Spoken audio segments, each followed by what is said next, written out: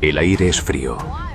3 niños pedalean en la oscuridad de un camino rural, regresando a casa con una película alquilada. Risas, bicicletas y la seguridad de estar a menos de 1 kilómetro de su puerta. De pronto, una silueta emerge de las sombras. Un hombre, una máscara, un arma. ¡Apaguen las linternas! ¡Al suelo! ¡Boca abajo! Ruge la voz. El silencio solo lo rompe el temblor de los niños sobre el asfalto. El hombre les pregunta la edad a cada uno. Luego, da la orden que los marcará de por vida. Corran al bosque y no miren atrás. Si lo hacen, disparo. 2 niños obedecen y huyen aterrorizados por sus vidas. El hombre elige al tercero. Se lo lleva. Ese niño era Jacob Wetterlin, de 11 años. Nadie lo sabía en ese momento, pero esa sería la última vez que lo verían con vida. Lo que ocurrió esa noche no solo destrozaría a una familia, se convertiría en un enigma que mantendría a un país entero en vilo durante 27 años.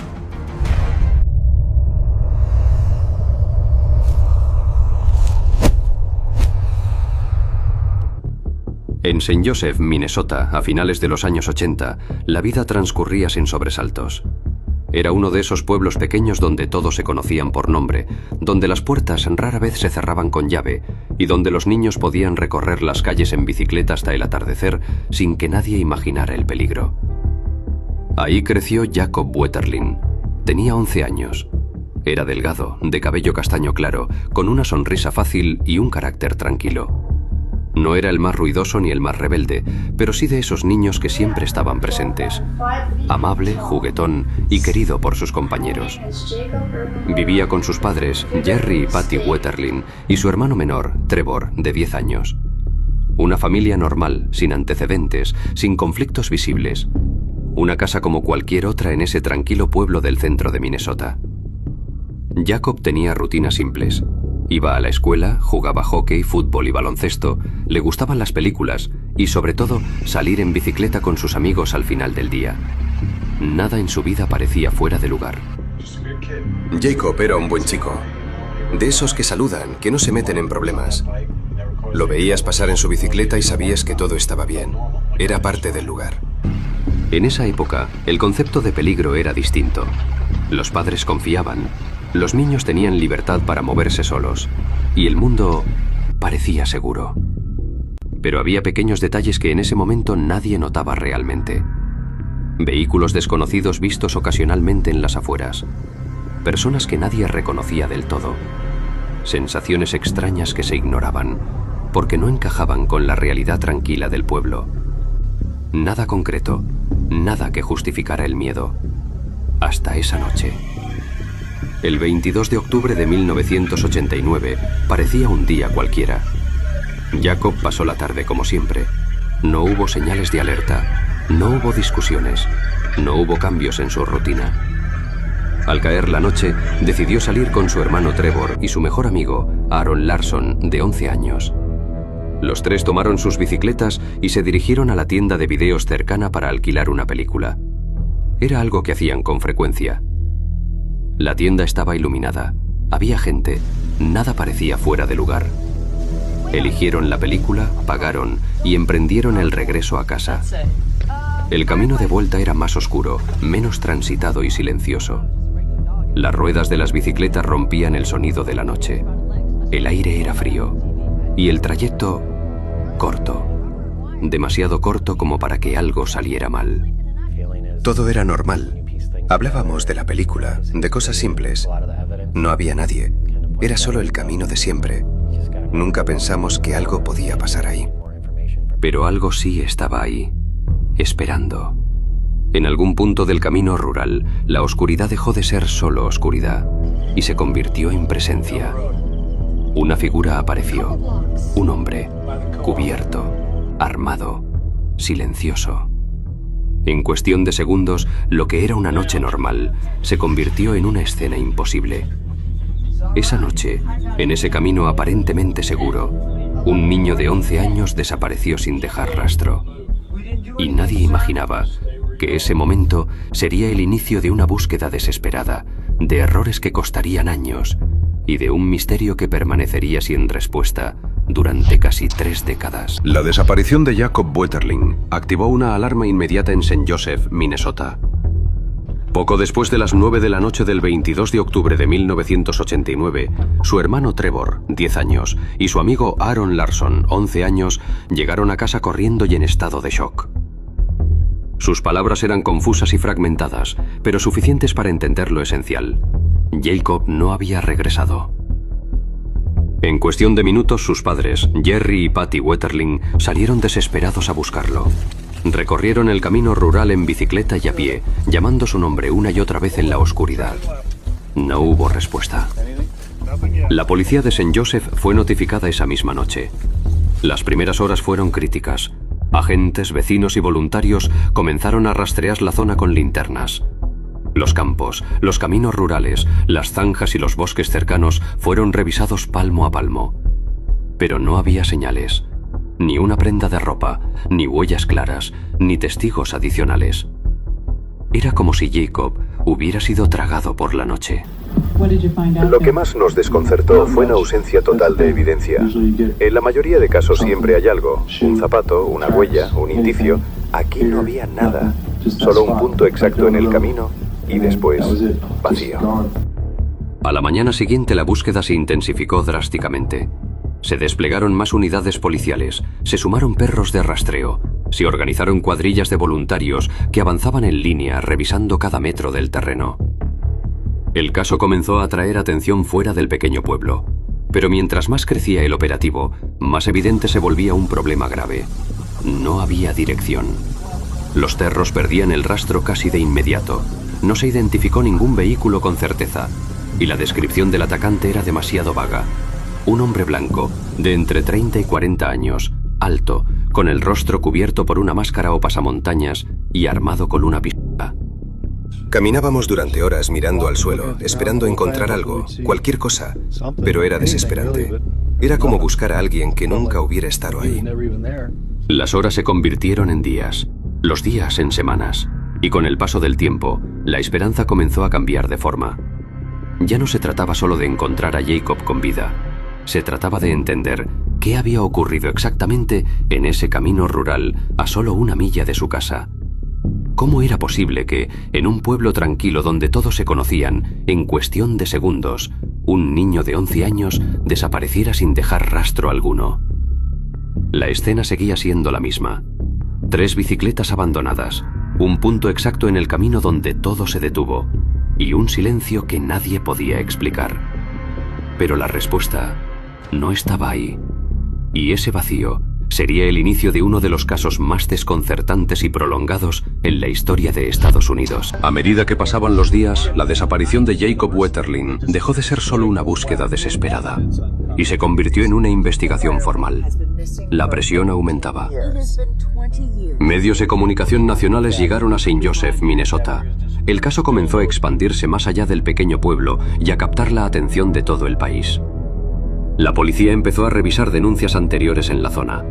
Había reportes que en su momento parecían aislados, intentos de acercamientos a niños, hombres desconocidos en caminos rurales, vehículos sospechosos vistos en las semanas previas. Separados no significaban mucho, pero juntos empezaban a dibujar un patrón inquietante. Los investigadores interrogaron a varios sospechosos en los primeros meses, hombres que coincidían parcialmente con la descripción vaga dada por los niños: alto, rostro cubierto, armado.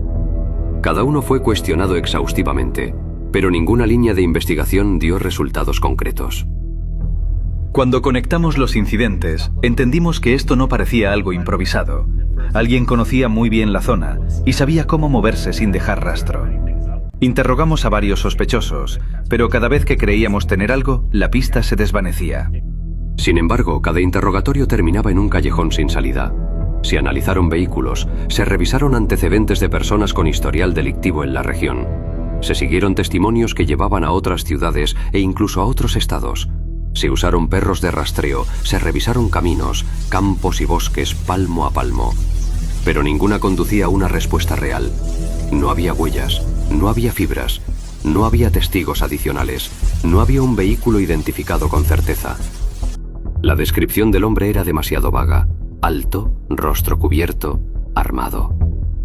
El caso empezaba a fragmentarse, demasiadas teorías, demasiadas posibilidades y ninguna certeza. Caminábamos durante horas mirando al suelo, esperando encontrar algo, cualquier cosa. Pero era desesperante. Era como buscar a alguien que nunca hubiera estado ahí. Cada día que pasaba, la esperanza se hacía más pequeña. Fue entonces cuando apareció un nombre. Un hombre que ya había estado en el radar de la policía en meses anteriores por comportamientos sospechosos cerca de niños. Alguien que vivía relativamente cerca, en Paintsville, a unos 30 minutos de St. Joseph. Alguien que coincidía en parte con la descripción dada por Trevor y Aaron. Hombre blanco, alto, de complexión delgada. Ese nombre era Danny James Heinrich.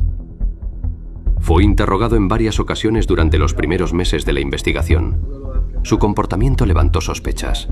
Sus respuestas no siempre eran claras y había detalles que no terminaban de convencer a los investigadores. Pero había un problema grave. No había pruebas físicas, ninguna huella, ninguna fibra, ningún testigo que lo colocara directamente en la escena esa noche. Nada que lo vinculara de forma concluyente con Jacob.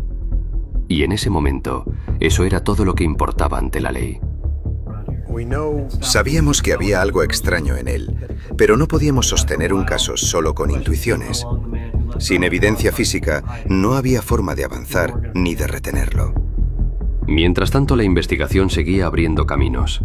Se analizaron vehículos, se revisaron antecedentes de delincuentes registrados en la región, se siguieron pistas que llevaban a otras ciudades e incluso a otros estados, pero ninguna conducía a una respuesta real. El caso empezaba a fragmentarse, demasiadas teorías, demasiadas posibilidades y ninguna certeza. Y así, poco a poco, la figura de Danny Heinrich comenzó a desvanecerse entre los archivos. El sospechoso quedaba libre.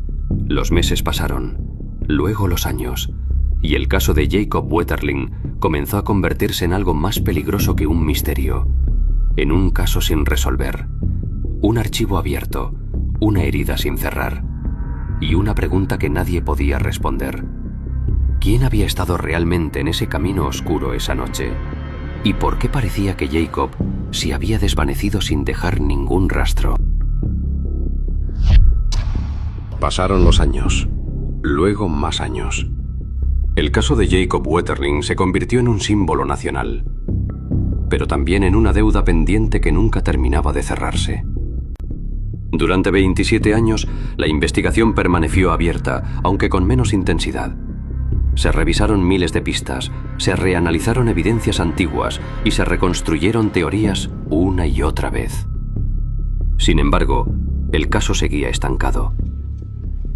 Todo cambió en 2015. Los investigadores del FBI y la policía local decidieron retomar el caso con nuevas herramientas tecnológicas. Utilizaron análisis avanzados de ADN y revisaron exhaustivamente todos los archivos antiguos. Fue entonces cuando un nombre que había aparecido al principio de la investigación volvió a surgir con fuerza: Danny James Heinrich. En 2015, Heinrich fue arrestado por cargos federales de posesión y distribución de pornografía infantil. Durante esa investigación, los detectives descubrieron que su ADN coincidía con evidencia recolectada en otros casos de agresiones ocurridos en la zona en los años 80 y 90. Esto permitió a los investigadores volver a interrogarlo con nueva información y evidencia acumulada durante décadas. La presión aumentó. El cerco comenzó a cerrarse. En septiembre de 2016, después de casi 27 años, Danny Heinrich finalmente confesó. Admitió que la noche del 22 de octubre de 1989 había interceptado a los 3 niños en el camino rural cerca de St. Joseph. Obligó a Trevor y Aaron a tirarse al suelo y les dijo que corrieran sin mirar atrás. Se llevó a Jacob. Lo que ocurrió después fue rápido y brutal. Fue agredido. Horas más tarde, Jacob fue asesinado. Pero la confesión no fue lo único que ofreció Heinrich. También entregó el lugar exacto donde había enterrado el cuerpo, un campo remoto en las afueras de Paintsville, Minnesota, a unos 30 minutos de St. Joseph. Las autoridades llegaron al sitio indicado, excavaron, y ahí, después de casi 27 años, encontraron los restos de Jacob Wetterling. Fue un momento muy difícil. Después de tantos años de búsqueda, por fin lo habíamos encontrado. Pero saber que ese era el final fue devastador. La verdad había salido a la luz. Sin embargo, no fue como muchos esperaban. A cambio de revelar la ubicación exacta del cuerpo, Danny Heinrich hizo un acuerdo con la fiscalía. No sería procesado ni juzgado por el secuestro ni por el asesinato de Jacob. En su lugar, se declaró culpable de cargos federales de pornografía infantil y fue condenado a 20 años de prisión. El hombre que había sido interrogado desde los primeros meses de la investigación, el hombre que había estado frente a los investigadores en varias ocasiones, había caminado libre durante casi 3 décadas. El caso se cerró oficialmente, pero dejó algo imposible de ignorar. Un error colectivo, una oportunidad perdida y una verdad que había estado ahí desde el principio, pero que no pudo ser demostrada a tiempo. Porque a veces el crimen no es perfecto, pero las fallas del sistema pueden hacerlo parecer así. Jacob Wetterling tenía 11 años cuando desapareció en un camino rural de St. Joseph, Minnesota, la noche del 22 de octubre de 1989. Durante 27 años, su nombre se convirtió en sinónimo de esperanza, de búsqueda incansable y de una inocencia que un país entero vio cómo se quebraba. Su madre, Patty Wetterling, transformó el dolor más profundo en acción. Luchó sin descanso para que ningún otro niño desapareciera de la misma forma. Gracias a su perseverancia, en 1994 se aprobó la ley Jacob Wetterling, que obligó a todos los estados de Estados Unidos a crear registros públicos de delincuentes sexuales. Esa ley cambió para siempre la forma en que se protege a los niños en el país. En septiembre de 2016, la familia Wetterling finalmente recibió una respuesta que esperaron casi 3 décadas. Los restos de Jacob fueron encontrados en un campo en Paintsville, tal como Danny Heinrich confesó. Jacob fue enterrado con dignidad. La familia pudo despedirse, pero el dolor no desapareció. En 2023, Patty Wetterling publicó su libro Dear Jacob, A Mother's Journey of Hope, donde cuenta los 27 años de búsqueda, las noches sin dormir, las falsas esperanzas y la fuerza que encontró para seguir adelante. Hoy, más de 36 años después de aquella noche fría de octubre, el caso de Jacob Wetterling sigue siendo un recordatorio doloroso pero necesario. Que la inocencia puede romperse en segundos. Que un pueblo entero puede vivir con miedo durante décadas. Y que la justicia, aunque tarde, a veces llega, aunque nunca sea completa. Jacob ya no está perdido. Su nombre vive en cada ley que protege a los niños, en cada padre que hoy mira 2 veces antes de dejar que su hijo salga solo en bicicleta, y en cada persona que se niega a olvidar. Porque algunas historias no terminan cuando se cierra el caso. Algunas historias se convierten en legado, y la de Jacob Wetterling es una de ellas.